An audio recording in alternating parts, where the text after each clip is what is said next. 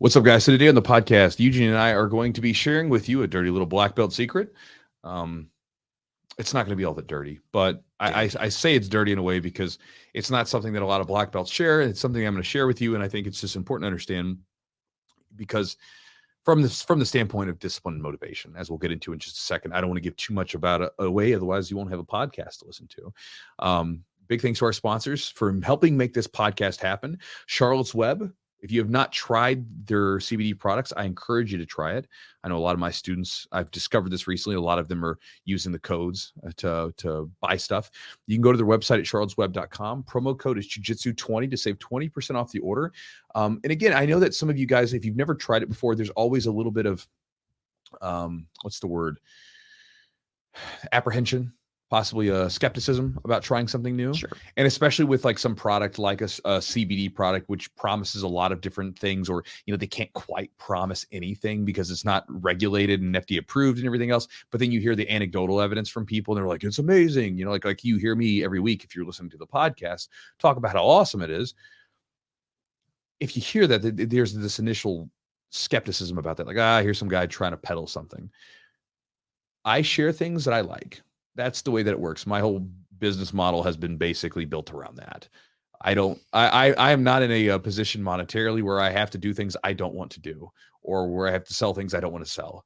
Like my base thing is to offer jiu-jitsu to people. Mm-hmm. And then I do videos where I talk about how to do jiu-jitsu to people.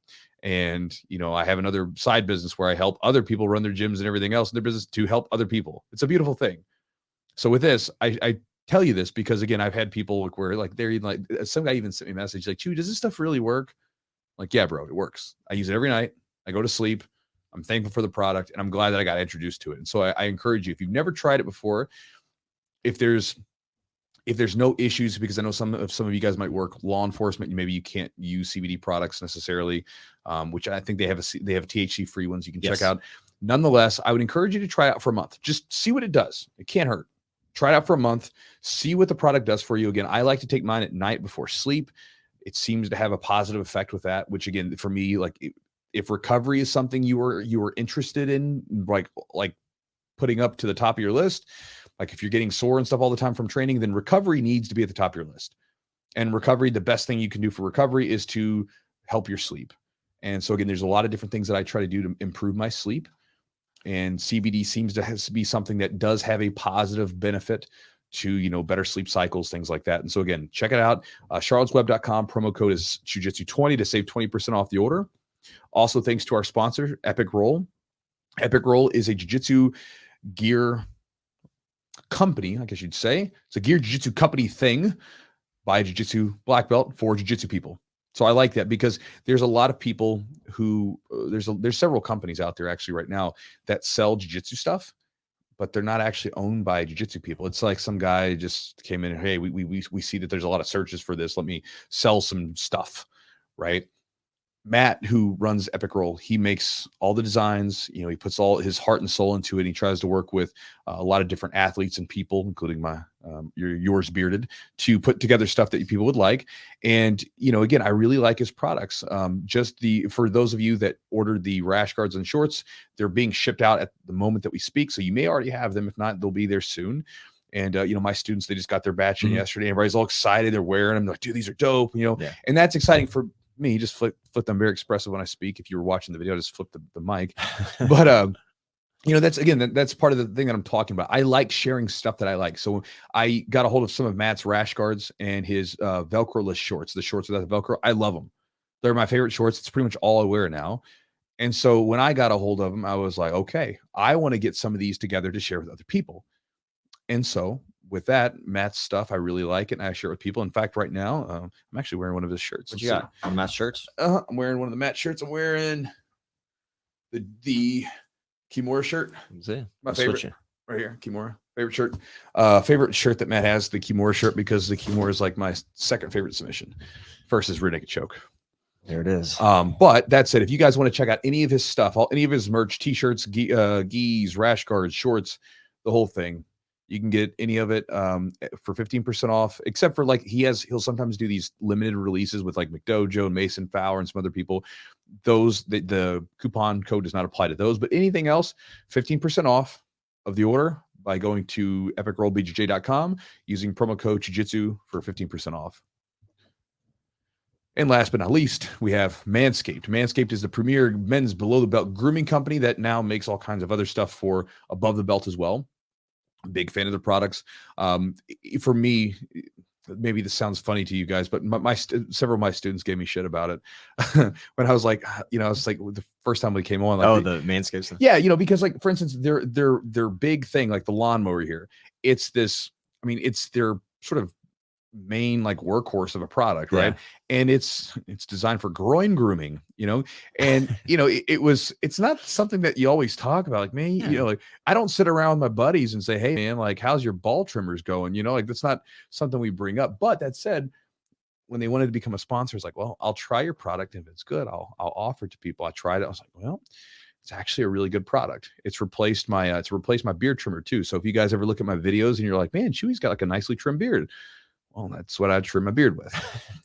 So just letting you know. So that's what I trim my beard with is I trim everything down from my beard to my balls. B2B. And Jess gets my back. B2B. Because I get that furry back. Fur. I don't know about you, the hair on my body. Like, and that's something I guess, Chewy. Maybe, and this is another thing too. This is probably, if you're younger, you probably don't get it. Maybe if you're just hairy, you do. But like, I feel like as you get older, the hair growth starts to pop out in weird places. You're like, you start getting more chest hair and back hair and then less hair on top. You're like, don't I know it? It's a cruel joke. It is. Somebody's messing with us. Yeah. So it's maybe a super glue it up there.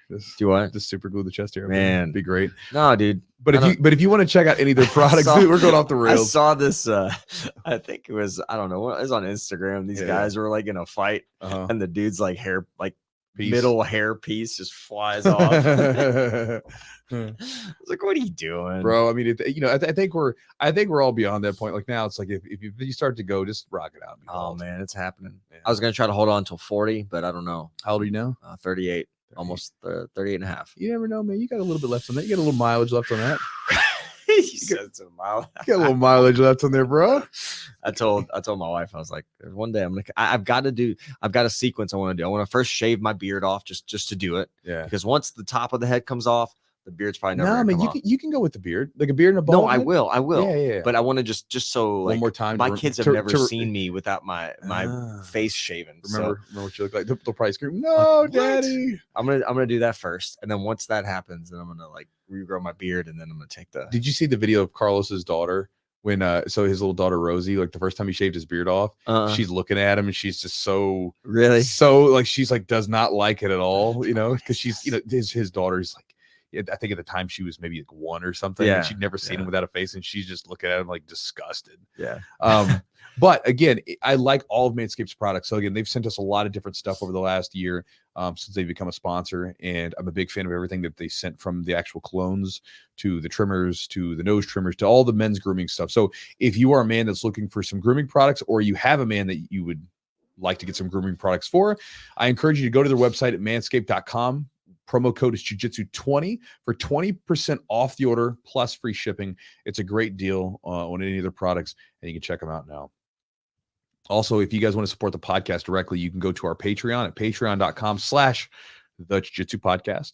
In addition to getting access to, you have a choice there, but you can get access to our green room, where we basically hang out and basically do a podcast before the podcast. You can do it live with us. So if you ever actually want to, if you can't come to my gym and train with me, and you'd actually like to chat with me on some level, and this would be probably the easiest way to do it.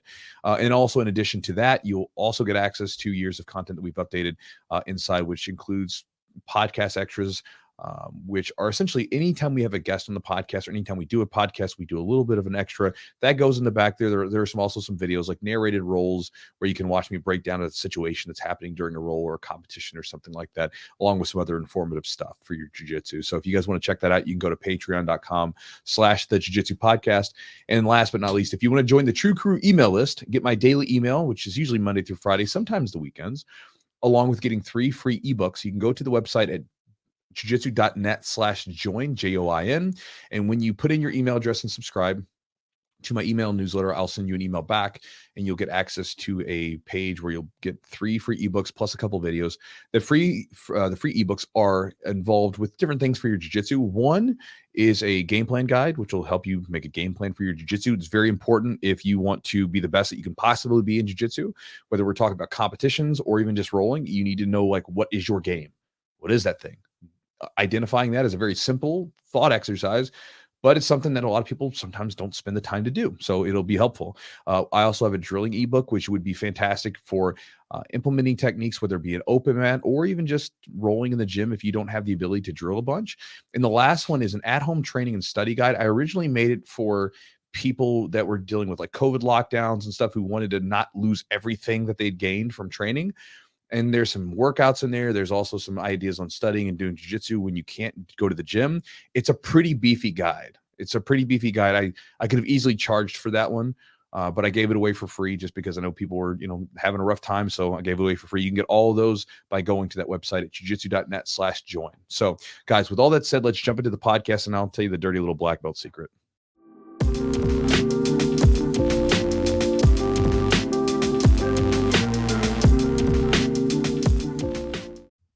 What's up, guys? So, one of the things that I get a lot of questions about, is motivation and discipline. Yeah. And people send me messages asking for ideas because they're unmotivated, or, they lack certain amounts of discipline for things.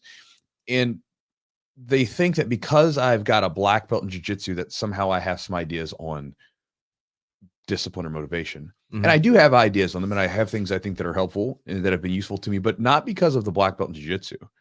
Like a lot of other things in my life have required a lot more motivation or discipline. And this is a little bit of a dirty little black belt secret. I don't think, maybe this doesn't apply to all black belts, but it definitely, at least a lot of the black belts that I know, it applies to most of them. Okay. Which is, it didn't require much motivation for us to get our black belt. It didn't require motivation. Yeah. Like, it was something that we did. I mean, from the very first time that, for me, for instance, from the very first moment I stepped on the mat, I loved it. I was like, this, I can't explain it to you. It's like first love. Someone says like they meet someone, like the first time I ever like looked at Jess, the first time I ever made eye contact with her a long time ago. And I was like, hello, like whatever, got a little tongue tied.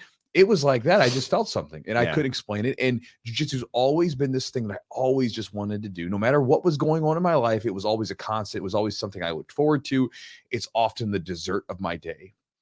In fact, a lot of times now where I own the business, the part that takes the most discipline for me is to not go to the gym, right? That's the hardest part, because if I'm in the gym, like for instance, that's why I work from home on some days and I don't go to the gym. It's not because I don't want to be there. It's because there's so many other things in the business that I have to get done that if they don't get done, I can't continue to do what I need to do. Right. And if I'm in the gym, I guarantee you 100%, I'm going to be rolling. I'm going to be lifting weights. If nothing else, I'm just going to be shooting the breeze with the students. For sure. Because that's what I do. I hang around. Like, that's what I have to do if I'm in the gym. And so I have to be disciplined about not going there, but like the motivation to actually train, I never had needed motivation for that. I always loved it. It's in me. This is why I say sometimes, like, people say, like, you hear black belts say, jiu-jitsu's for everybody. I'm like, well, it's not for everybody. Anyone can be good at jiu-jitsu, right? It has the ability to adapt and everything else, and you can figure it out. But not everybody's going to want to do jiu-jitsu. They're not going to want to endure it. It takes a special kind of person to want to go into the gym and you roll with a 280-pound guy who's got his chest hair in your mouth and you're gasping for air, trying not to inhale that crap, right? And then at the same time, then after you're done getting your face smashed by someone's shoulder and your joints tugged on, time ends, and then you smile and shake their hand, say, oh, thank you, may I have another? It takes a special kind of person to want to go through that on a day in, day out. And again, it's not for everybody. And so with that, it's one of these things where when people are coming into the gym and when they're asking me, like, what do you do to stay motivated? I'm like, well, I never needed motivation to do it. It's just something I enjoy. And most of the black belts that I know, they didn't need motivation. They enjoyed it because it doesn't require for me motivation to go into a place to see my friends, to go work out, and to, get that after training feeling. Like, get, oh my God, it's amazing. It's like one of the best feelings in the world. If I could put that into a pill and bottle it up and sell it, I would knock Elon Musk and Jeff Bezos down from the richest man in the world. If I could sell that, dude, I'd be so rich. I hear you. You know, but you have to work for it. But I don't need motivation to go for all that stuff. Now, there's days for sure when I'm tired, you know, where I'm like a little bit sluggish or whatever. And maybe sometimes I need to kind of give myself, let's just go do this. But in that sense, I just got to go drive somewhere. Because once I'm in the gym, it's like, okay, we're here training.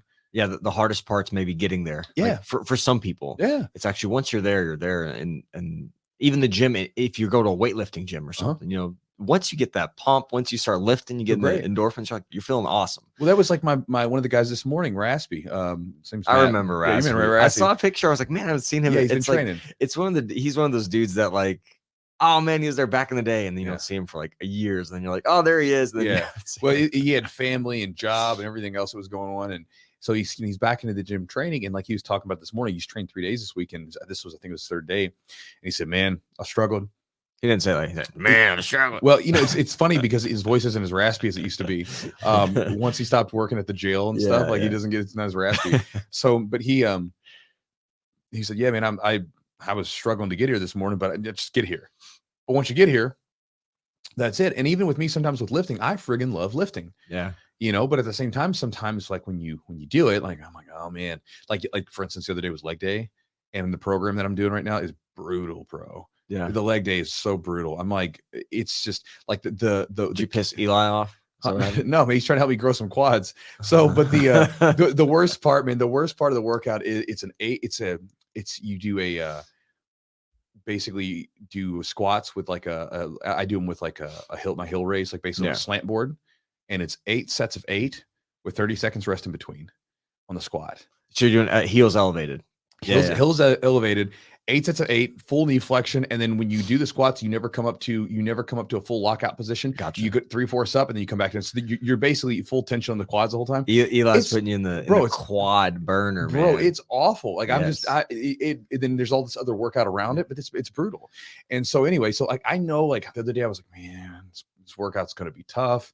I know it's going to be painful, you know, and I'm like a little suckers. I'm like, we got to do it. And then once I get into the gym, though, I just drive to the gym. Once I'm there, it's good. Yeah.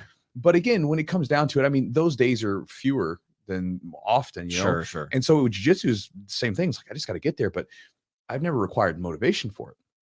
It didn't take that much discipline, you know, and this is something that I think, and maybe this is something like, you know, even like tonight, we'll talk about maybe more about this after the experience. Sure. Right. You and I are getting ready to go do something tonight that's going to be kind of cool. And then possibly, and then afterwards, like it's going to end with you going to a concert, you know, and me, I'm not going. Now, it's not because I don't like the concert. I would like to, but tomorrow we've got a jiu-jitsu seminar. I've got to be up to meet Sean to meet him up there and get everything ready. And I want to be asleep at a certain time. Right. So therefore my priorities are set to, this is what's important, you know? And so, because I think, you know, jiu-jitsu was always like really enjoyable, and it gave me a sense of, it gave me a good sense of something. I don't know what you would call that, but it brought a really powerful thing into my life. It always remained a priority because it made me happy. It made everything else better in my life. So I'm like, why? I don't need motivation for that. Sure, it's tough. Sure, some days I was frustrated. Sure, I wanted to be better, and there were ups and downs and whatever else. But no matter what, every training session I came out of, even the ones where I was injured and I couldn't train afterwards, I never walked out of there and hated and wished I had never gone there. Mm-hmm. I was always like, you know what, it happens. It's all right. You know, I'm still glad that I was there. And so I share this with you guys because, again, I know that the reason why I call this a dirty black belt secret is because, you know, a lot of the black belts, I'm not necessarily this way. I don't believe. And if I have been, maybe in the past, you know, whatever, maybe I just got older and learned. But, you know, a lot of black belts will sometimes like say, you know, you need to be more disciplined. You know, it took me a long time to get this black belt. I'm like, yeah, but that was easy for you. You know, and like, you can see this. I've had, like, for instance, here's an example. I've had black belt friends that are business owners who are really good at jiu-jitsu, and they're piss poor business owners, and they lack discipline. And the reason I say they lack discipline is because I would give them information like, do this, and you can make a big difference, and they don't do any of it. I'm like, well, bro, like, how are you going to say you're disciplined when you can't do the stuff that you need to do to make your business run, to make it a better business so that you can take care of your students? Like, you know, for me, that's a big deal, because like tomorrow we have the seminar. It's a seminar for free to the students. It's no additional cost to them, and we're going to have food catered afterwards. It's a gift. Thank you guys. Right. So it's one of those things where you could do cool things for your students if you run a better business, but you're not disciplined enough to like read the books, to put the work in, to learn new systems and learn new things. But then when you talk to your other students, you want to like bark at them and tell them how they need to be more motivated and disciplined to train more. Well, that maybe becomes hard for them. Well, karma's hard for you. Yeah. And I think a lot of times, like when you see like ultra fit people that are really good shape, you know, they'll talk about just needing to be disciplined and motivated. Well, it didn't probably take you that much discipline or motivation to do it. You enjoy what you're doing, right? It's going to be harder for them, you know, for them to do it. Now, I'm not saying that you can't develop discipline and motivation to get these things done, you know, because there are people like, for instance, if you're a person that struggles working out, you'll probably have to dig deep and develop some serious discipline and motivation to, you know, stay healthy, right? So maybe you're never going to be super jacked or super in shape, but you won't be obese. Right. That kind of thing. Whereas someone who's really into it, they're going to be like really, really in shape. And like a person that's kind of into jiu-jitsu, you can do jiu-jitsu and just be kind of into it. It doesn't have to consume your life like it does for some of us, but you'll also be the guy that, or the woman that's just, okay, you're okay. And there's nothing wrong with that. Right. There's nothing wrong with that. You know, there's this unfortunate situation with, and this is true with anything competitive, where we get into it and we want to like be the best at it. Like, you're probably not going to be the best at it if it's just not your thing. You might enjoy doing it for self-defense. You might enjoy doing it for fitness purposes or whatever, but maybe you don't want to take it that far, and that's okay. But I just think that sometimes people in jiu-jitsu can sometimes be just a bit dishonest about the things that actually took motivation and discipline. And I'm not saying that everybody's this way, but I find that more often than not, people that are like really into something and they take it to that extreme, they love doing it. You know, and like a lot of things in my life that I do, there are some things that require some discipline. And then some of the stuff I just enjoy doing it. Yeah. You know, that kind of thing. So I think it's just and I think also going back to discipline, it's disciplining versus basically prioritizing things. Like for instance, I kind of think I got off track with the idea of like, for instance, I'm not going to go to the concert. The concert would be fun, but it doesn't fit my lifestyle. That's just because I designed my lifestyle. It's very purposeful. I'm like, this is what I have to do. I have to be to sleep because I've got this thing going on. Sure. Like it is what it is. Like, it's not that I'm disciplining myself. I'm not cracking the whip at myself. I'm just like, this is what the priority is. And I know I'm going to have better results for everything else that I'm doing this weekend if I go to sleep a few hours earlier. Like that's sure. That's simple, you know? Yeah. I think you've gotten, one of the things with you doing a seminar or you and Joe kind of putting on the seminar for us, right? You've gotten to the other side of it. Like you've seen how grateful people are. And like, I would compare it to like giving a gift to someone or like my kids, getting them like working hard for something and giving them something like a gift and see the joy on their faces or like it's rewarding, right? Like you putting the seminar on for us is like, man, if you see somebody learn a technique and their light bulbs are going off and they're just like loving what they're doing. And then maybe even they use that move later on, or we learn something in jiu-jitsu, like learning a movement or learning a technique is like a gift, you know what I mean? Yeah. And you're giving that to somebody, or you're giving them the opportunity. And so you get to experience that yourself. And I think sometimes it's hard to get to that point because you have to be pretty diligent on the business side or the marketing side or what have you. Yeah. So that makes it tough. But like you've gotten to the other side and you've seen what that's like. And the other thing, there's things that you're not really a fan of doing. And that's why you have a business partner that you delegate, you guys delegate stuff. Like Joe's really good at doing certain things. You're really good at doing other things. You guys just like not necessarily pick the things you're good at, but the things you are good at and you like doing. And then when you separate it in that way, it makes it very manageable and it makes it actually enjoyable because you see the gym grow and things happen. Yeah. If it's something where like from a business sense, if you can find ways to offload the things that you do terrible job at, or you don't want to do, or you don't want to do. Yeah. Well, I mean, you know, for instance, I used to edit all my videos. Yeah. I friggin' hate editing. It's like, it's not that I hate edit. I don't actually hate editing. It's time consuming. Let me take it back. I don't hate editing because I actually enjoy the process of like putting something together and having that completion, like, man, it's done. The work is finished. Right. Yeah. But the problem is I've got so much other stuff going on. It's just, I hate doing it now because of how time consuming it is versus where else my time is being pulled from. Correct. And so with that, I hired an editor. You know, there are certain classes. I like teaching a lot of classes, but if I teach all classes, then I have no time to get anything else done. I had to hire a coach. There's other things that I like. There's other things I just suck at, and I'm not going to get good at, like that. I want nothing to do with like creative design and edit, like graphic design. So I hire that out, you know. But then we all got to do things at some point that we don't like doing. Yeah. And you still got to do them. Like, we talked about this before. I'm terrible about like going to appointments, like doctor's appointments and like getting all that kind of stuff. Now I'd still do it. I still get my blood work checked, regularly. I still go to, do the dentist and all this other stuff. I still do it, but I don't really enjoy it. I hate doing it. Like, I don't want to say hate. It's like such an inconvenience because like for the most part, like granted, there's going to be one day when something's not right. And I'm glad I went to it, but like for the most part, everything's always fine. So I'm like, just got to get this done though. So but what I'm saying is I don't really know necessarily the exact point that I'm making to people. I think that maybe if you're getting into something that is going to require a ton of discipline, and you don't enjoy it, well, you need to make a decision. Like, why are you doing it? And if you can find a reason to make it a priority, then it's not such a big deal. Because if you can find a higher reason as to why you're doing it, then like for instance, if you don't like working out, but your doctor tells you you're going to die if you don't work out and get into shape, there's a higher purpose to go work out. Sure. Your level of discomfort overpowers your level of like not wanting to do it. You know what I mean? Like it's almost like it's like eating, even getting up to eat food requires some sort of willpower, right? Because you can think about like when you get sick and you don't want to eat, you're just laying there. You're like, man, you kind of want to get up, but then you're like thinking about, man, I got to go walk in the kitchen to get those crackers and that soup. That's a lot of work. Baby, can you come? Like you're like, can someone else, whatever, you don't want to do it. But at some point you get hungry enough, you want some damn food. So you get up and do it. And so you either have to figure out a reason as to why you need to be hungry enough to do this thing, right? Why do you want to do this? This happened to me with business, other things, right? Where like things got so uncomfortable, I had to figure out other ways of doing things because what was happening wasn't working. Yep. And same thing with like my own like life. Like I remember like when I was overweight, I basically had to get into working out and really dive into it because I was so tired of being overweight and I was hungry to not be overweight and to, have the blessings that come from being in shape, and from being fit. So I was like, I wanted those really bad. So I was hungry enough for those. And so at some point, if you get hungry enough that you want that thing, you'll figure out how to do it.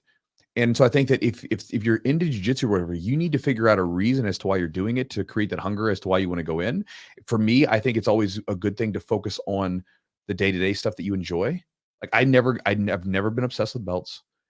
Even with competitions, I would get frustrated by them. I'd beat myself up a little bit the day of, and then I would go back to the gym and I'd want to train harder. I never took them super personally. I never dwelled on them from like in a situation. I never dwelled on them in the sense that I never let them derail me. I would always say, all right, so I lost the tournament. I'm super angry at it, whatever. And then eventually I would calm down. Let's go eat some food and let's get ready to train Monday. But I think that sometimes I see people and they have, belt obsession, or they lose a competition, they get discouraged, or they've been going for a few months and whatever, or even, they get to a point where they're like a purple belt and brown belt. I've gotten these messages too, where people then start to lose. It's changed. It's not the same as it used to be. What do I do? Then you have to do a little discovery there because the relationship with that thing will change. How do they mean it's changed? Like, like what exactly? Well, everybody knows this. So like anytime you get into something, it always starts off as new and exciting, right? There's always this newness to it, this excitement of what can be, the possibilities. Think about when you first started the podcast. Oh man, like you started a podcast back in 2015, something like that. Yeah, you started a podcast originally way back before like everybody else started one, because everybody, the last 2 years, everybody, I didn't know what the hell was doing. Yeah, right. There really wasn't that much information back then. No. But you started this podcast and there's this infinite amount of possibilities, what could be, and everything's going through your mind. So you start this thing, you get excited, and then you put your first podcast out, and generally the results aren't great, but whatever. And you keep doing it. But as the deeper you go into that thing, the less mysterious it is. Yeah. It becomes almost monotonous or routine, or you just know what it is. It's very much similar to a relationship with a person. When you first meet the person, they're new, they're exciting. There's all these things you've never experienced with this person before. And it's just stimulating. The deeper you go with that person, the more routine, the more comfortable things become. And you have to be careful because it can even become complacent and just whatever, because now the person, you've gone, it's just not as exciting. And so a lot of times what happens is you see this happen where these people are on this road, they get to purple belt, they get to brown belt, and that relationship then begins to shift from being this thing where it's a white belt and blue belt, or sometimes even early purple. You're just completely bombarded with things that are brand new to you all the time. Now you're a brown belt, you're late purple, black belt, whatever. things are different. They're not as exciting as they used to be. They're different. Now, why are you training? And this even happens sometimes with athletes when they accomplish big tasks, big goals that they set for themselves, like competitions. What do you do after you win the big competition and then you realize you're the same person? Nothing's changed. It's all the same. Like, what do you do then? It's a different thing. That's why you need champions. It's always tougher to stay on top of the hill than it is to work your way up, because you're there. Okay, what now? And so I think that a lot of times the relationship with jiu-jitsu does change. And so you have to figure out things that you enjoy doing that, again, are continuous. And I think trying to pick out, it's almost as if sometimes where people will use the idea of being grateful for the smallest things, being grateful for the very small things. So for instance, like right now at the time of recording this, you got, and I'm not going to get political or anything. Don't worry, guys. But like you have like Russia invading Ukraine, right? Sure. And it's weird because we've never, and at least in my lifetime, I can't think of been able to see like a main European country with access to Twitter and everything so available. Social media's changed. Social media. And you're able to just see, like, you're like looking at these people that are recording from their neighborhoods, seeing rockets blast into their neighborhood. Like, holy crap.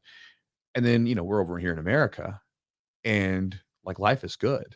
Like I remember, I looked at like a funny post. I think it was on like the Babylon Bee or whatever. They post all those like silly, like those like memes and satire and stuff. Sure. And it said like in quotes, World War III has me really freaked out, end quote. Woman says to her friends at Sunday brunch. I mean, like, it's so for us, we're like living very comfortably. And so you can wake up and just be like, bombs aren't flying over my head right now. It's a good day. I'm grateful for that. Yeah. So again, with that, you can find little things in just very simple things, right? We have clean water. That's a blessing to us. We have the ability to live in a mostly peaceful place. It's a blessing. Well, when you go to jiu-jitsu, there's all kinds of blessings that are there if you look for them. Like you have friends there. You have a connection to human beings. You made yourself a little healthier that day by pushing yourself. Yeah. You are learning this cool skill. I mean, there's all kinds of things that you can get from it. But again, that can all be sort of overridden by worrying about belts, worrying about the fact that you got beat by someone, all this stuff that comes from trying to like force things through. Yeah. The tricky thing, it's been a year, just almost a little over a year since I got my black belt, which is crazy to think about. But the tricky thing is, you always think of like the bullseye obviously getting bigger and bigger on your, people are going after you. They're always going after you when you've been there for a while. But you gotta, it's almost like I think of rereading a really good book. You take a book, you've read it, maybe a couple of years ago, and you revisit the book and you find something new. Like right now I'm diving into new tech or old techniques or techniques I've done before in a different way and like extrapolating. Like right now I was never a big leg lock person. It's never something that was never really a part of my game. My formative years or whatever you want to say, like up to purple belt and early brown belt and stuff, we didn't do a ton. Leg locks weren't still as a huge thing, or I wasn't really addressing them. And now as a black belt, I'm diving into leg locks a lot more because I feel like it's a necessity in my game. So it's more of a hole in my game than some other aspects of my game are, because I can usually take a jiu-jitsu match where I want it. If somebody's decent skill level. However, if I get exposed in that area, I'm usually, it depends, not usually, but I have some trouble there. So what I've been doing is with blue belts, like even Brandon, he's caught me, and I'm like, and I go in there and I'm trying to work like me and another black belt, Jeff, like we're just working. Like, I know there's stuff I could do that put even the playing field, but he's better at leg lock. So I'm like diving into that. It's got me excited again, right? It's got me excited about an area of my game that, first of all, I want to get better at. Sure.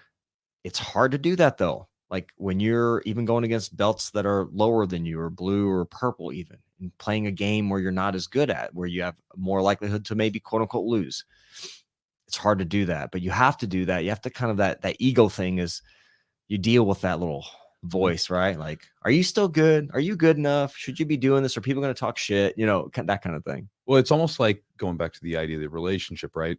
What's something good to go do if, like, for instance, you're like, one of the best things to do if you've been in a long-term relationship, at least in my book, is go do something new together. Go have some new experiences together to formulate something new. And a lot of times you do that and it's fun. It's like you get this little blip of that old feeling that maybe you had, because you're like, oh, we're having an adventure together. We're doing something brand new. And so essentially what you're doing in that case is you're doing the same thing where you're having a new adventure to go on in jiu-jitsu and you're doing something new. You're forcing yourself out of your comfort zone and you're making yourself do something new or do something old in a new way. Right. And so anytime you do something new, that creates a little bit of that, you get that feeling that you had when you first started or first started getting into stuff a little bit, you know, and so that's always a good strategy to do. What do you think about somebody that is having some, you know, deterrent to go to the gym? They know that once they get there, they'll be happy they came. And it's usually the conversation is you're happier there. But what do you tell yourself if, like, man, you got to go to the gym that crazy leg day, Eli's just destroying your quads? What are you going to do? What do you tell yourself? So again, you have to have a like, this is always something for me. I always have something like a vision that I'm chasing, and I always have a vision that I'm running from. Right. So like everybody's like, visualize the future. Right. And then I like to visualize, well, why do I want that future to be? So for instance, with the first time I did this, and it's not something I never read books about it. It was just something like it naturally made sense to me. So when I was a chubby teenager and I was trying to lose weight over my junior summer high school, right? So for junior, you're going into senior year. I remember, you know, I had these diet plans I'd got online, and, you know, I remember getting up for workouts and running every day, like in the morning, because I wanted to lose weight. And I remember, like, at the time, so to kind of go back a little bit, I got jumped when I was in 7th grade. Many of you guys probably know that. I was about 12 when that happened. Got jumped right a few houses down from my home by some like 16 and 18-year-olds. Got the crap kicked out of me. Well, I was terrified at this point in my life to go out and run around the block. To be out on the street by myself was terrifying. I just was like, I don't know, like, there's people around the corners, they're going to come get me. Because I mean, I was walking home from the school bus and I got jumped. Correct. Now, forget the fact that I'd walked on the streets for a number of years. I'd been, you know, I pretty much was able to walk around down the block and streets since I was like 7 years old. So besides the fact I've been doing it for like 5-6 years, like, forget about that. This one day happens. Then all of a sudden it changes. It's weird, right? Like how a moment, just an experience that can happen within a few moments, will radically change your life, right? That's like that. What did they say? Like, I think it was a Vladimir Lenin quote. It said that, you know, like, you can go for decades and nothing happens, and then in moments a decade happens. Like, basically, yeah, that kind of. It's a great quote, because these short blips of time can massively change our lives in lots of different ways. So, you know, I wanted to lose weight, and this is actually part of the reason why I gained weight was because I stopped going outside all the time. Well, so I remember I wanted to lose weight, and so I was told I need to go run in the morning. You know, I got to go get some cardio in the morning. I like cardio, got to go get the cardio in. So I remember getting to the point where I remember, like, getting right to the edge, right where our gravel driveway connected to the back alley. And my goal was just to kind of go around the block. I remember we had like driven around the block. I needed to see what a mile was.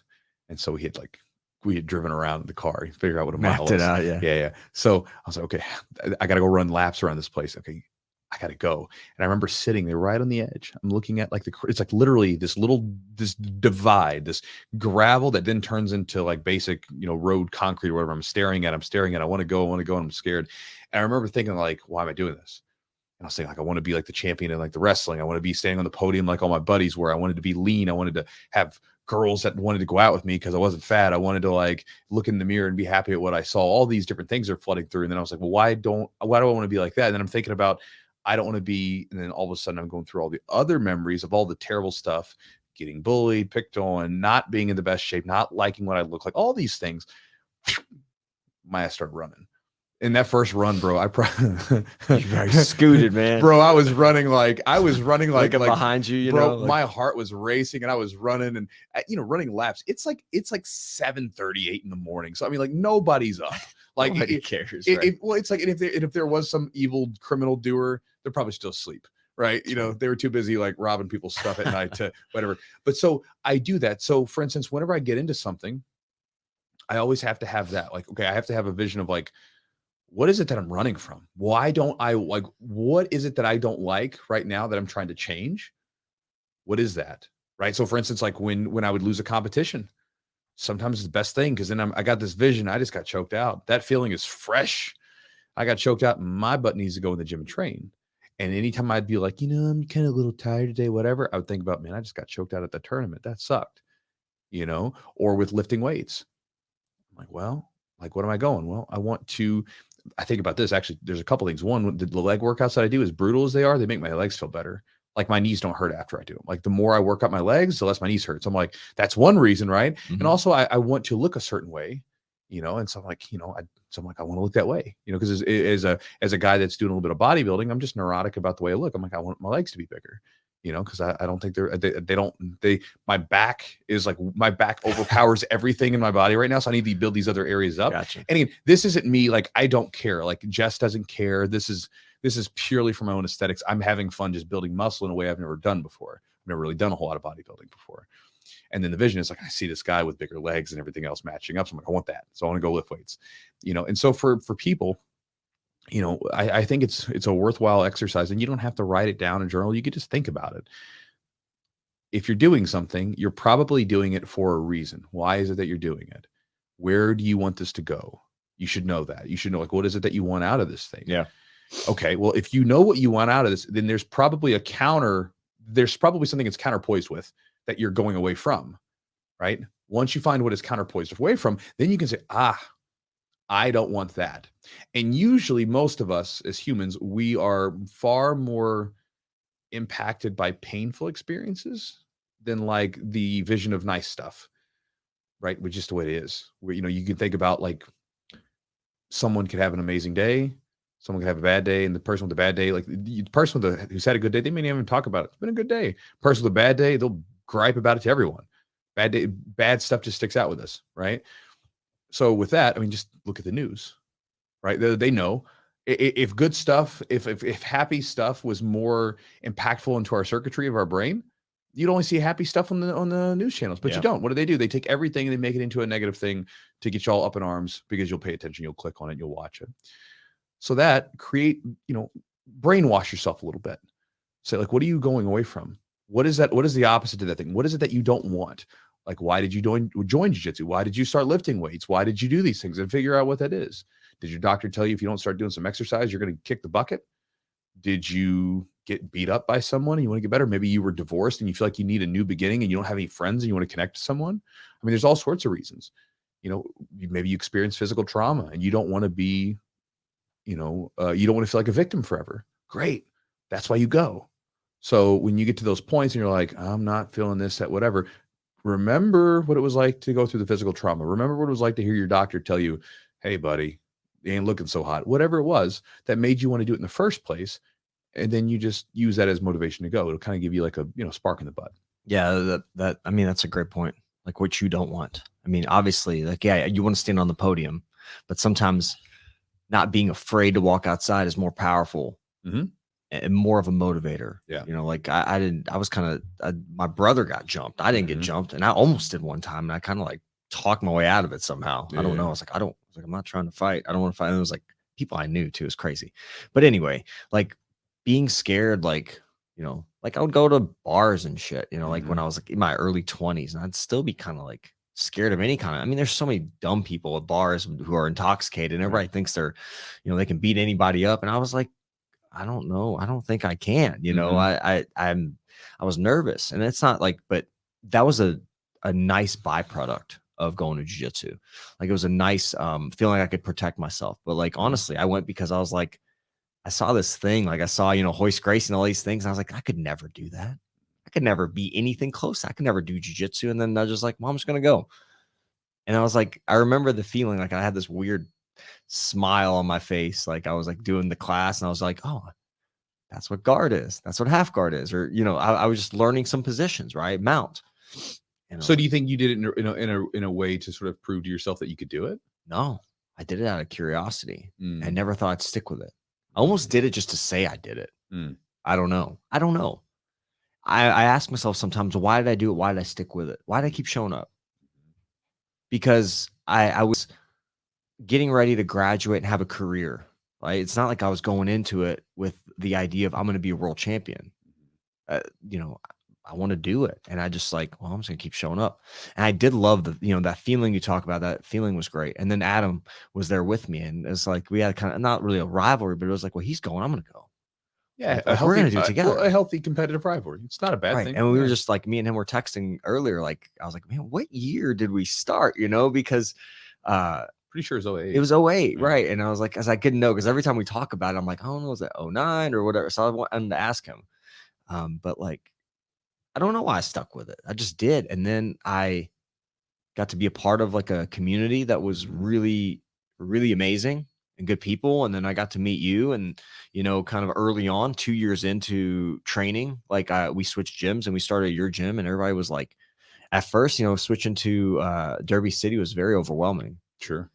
I was like, oh shit, big group there's of people. So many people. I don't know anybody. Well, yeah, and compared to like where you guys came from, the gym was massive, huge. And compared to the gym back then to now, our gym now is massive. It is. And I went to the white belt.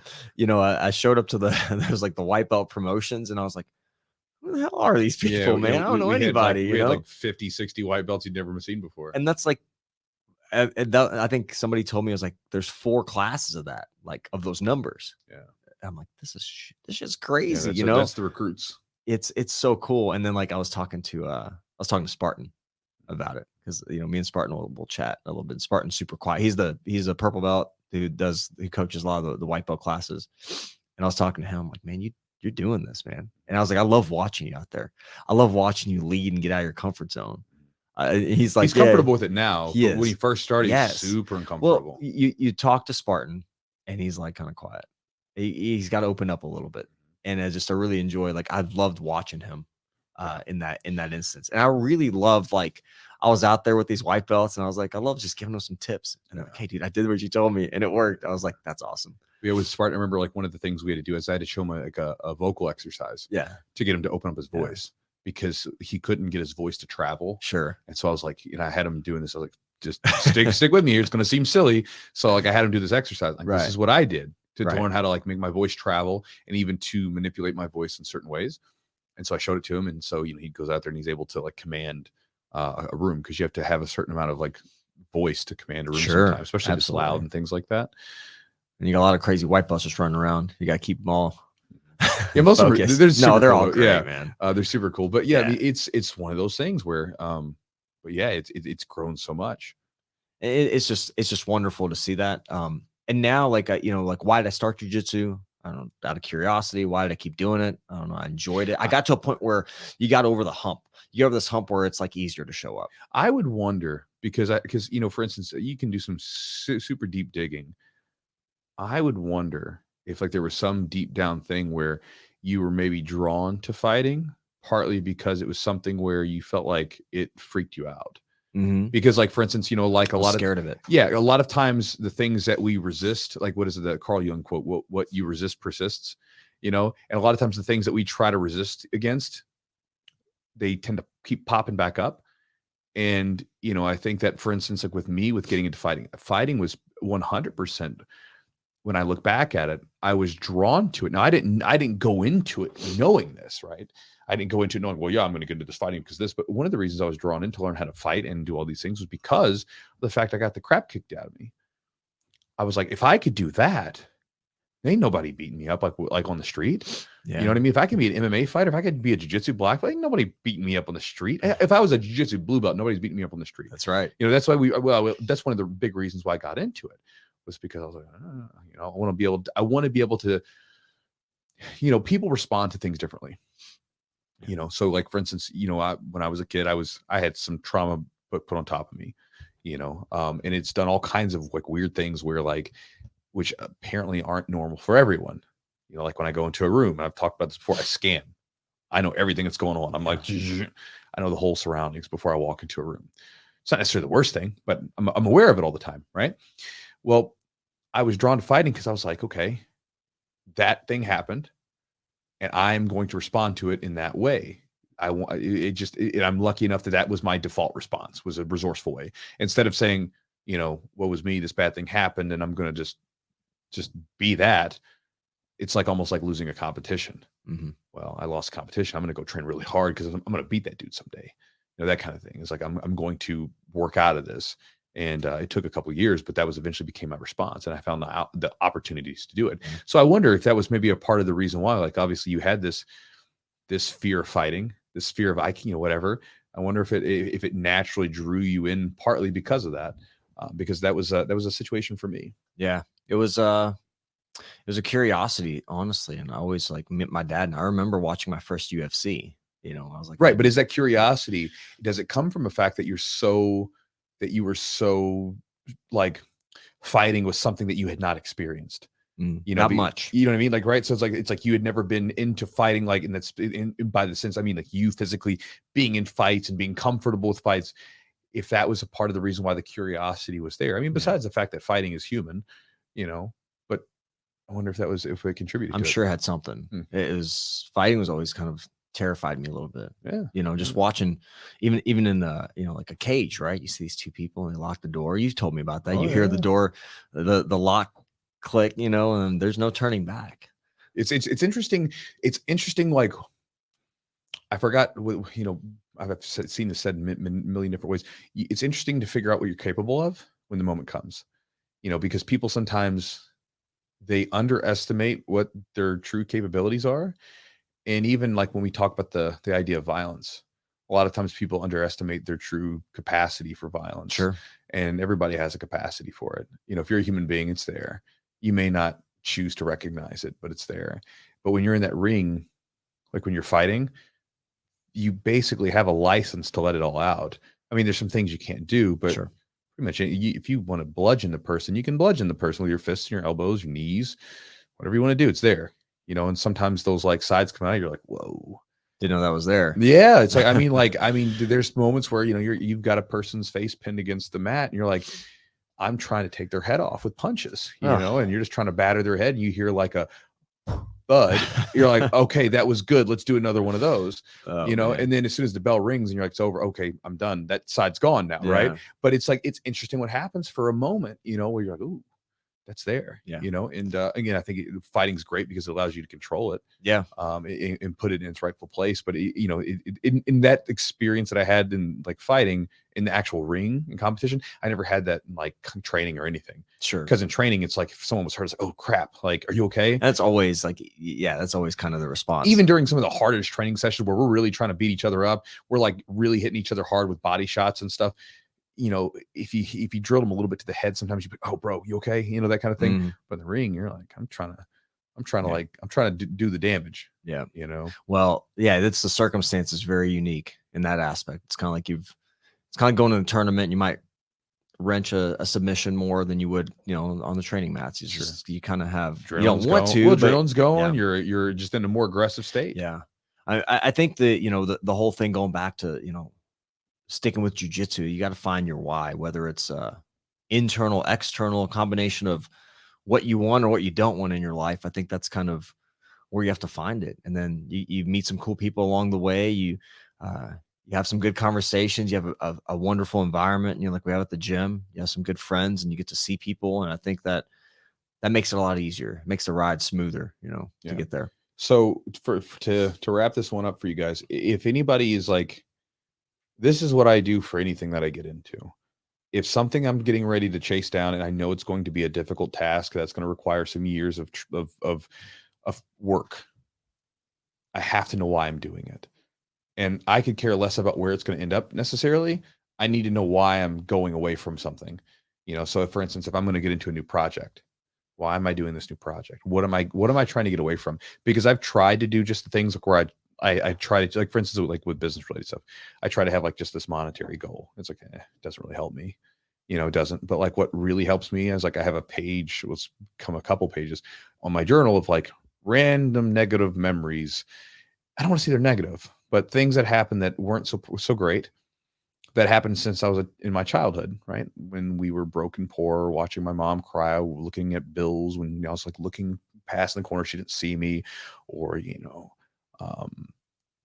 getting out of a car where none of the doors opened and we had to get out the back hatch because we just didn't have enough money for the car, or even like, being broke myself as an adult when I first started doing this stuff and not having any money, not know where the money's going to come from, or even to the point where the gym almost failed in 2010 and being like, like remembering all this different stuff along the way. So this way I can be like, okay, this is what I'm running from. Yeah. And I don't want to say I'm running from, but basically it is the direction that I'm moving opposite from.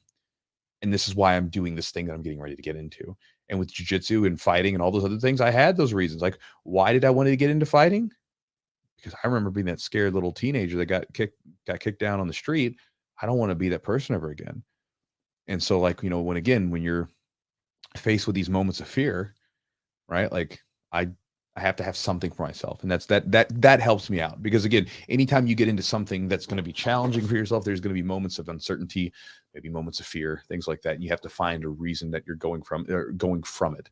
And to me, it's always been easier to put myself where I feel like I'm backed into a corner and I have to go forward to go towards this thing, rather than like I'm chasing this ephemeral goal, this thing that I can't quite wrap my head around. I know what it feels like to be down and out.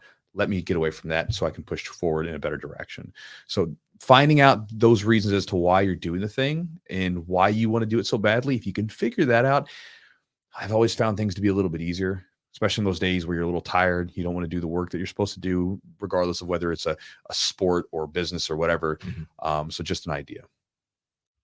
All right, guys. So that is the podcast. Hope you guys enjoyed it. Hopefully you got something from it. Again, I know that idea, maybe some people are going to be upset with me and they're going to tell me, Chewy, it required a ton of discipline and motivation for me to get my black belt. And maybe it did. Like I said, it doesn't apply to everyone. But a lot of the black belts and the people that I know, they freaking just love it. They're eaten up by it. And so it's not something that they ever really had to struggle to do. And so again, I share that with you just to kind of give you some things to ideas to chew on, and again, just sharing the reality with you. Yeah. And then also, if you're a jiu-jitsu practitioner, maybe have some empathy on people. If you are eaten up by jiu-jitsu, maybe this is something I used to be bad about. I would use like my dedication to jiu-jitsu and lifting and all these things related to fitness that came easy to me. And I would use them as a way to like say, hey, you should be doing this too. Like, why can't you do this? This is you just do it. It just requires a little discipline and motivation, but it really didn't require much for me, So it's like one of those things where it's very easy sometimes for us to use the thing that we do. And then when someone else isn't doing the thing they should be doing or want to do, sort of using it as like, say, well, I do it. Why aren't you doing it? Because it's just different. It's hard for people sometimes. Different things are hard for us. For sure. Because every one of us has certain strengths and weaknesses. And so maybe even if you don't get an idea necessarily if you're in training, maybe don't be one of those people that like proselytizes others for, you need to be doing jiu-jitsu. And if you're not, you're like, you're whatever, that kind of thing. Or if they quit, making them feel bad about it or whatever nonsense. But anyway, that's the podcast. Hope you guys enjoyed it. Hopefully you got something from it. As always, if you guys want to support the podcast, you can do so by checking out some of our sponsors. You can go to charlottesweb.com. Promo code is Jiu-Jitsu20 for 20% off the order on any of their products. Again, I encourage you guys to try it for a month. That's my encouragement to you. If you don't feel anything within a month, that's cool. But I can't guarantee you anything, but I encourage you to see what happens after you train. If you try it for a month and see if you get any effects from it.